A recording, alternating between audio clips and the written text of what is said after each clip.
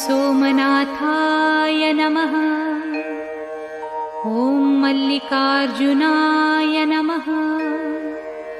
ॐ महाकालेश्वराय नमः। ॐ ओंकारेश्वराय नमः। ॐ वैद्यनाथाय नमः।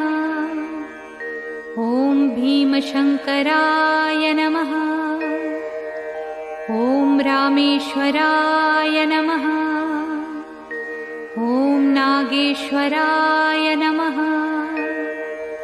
ॐ विश्वेश्वराय नमः। ॐ त्र्यंबकेश्वराय नमः।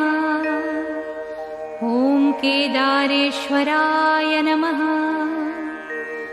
ॐ भुस्मेश्वराय नमः।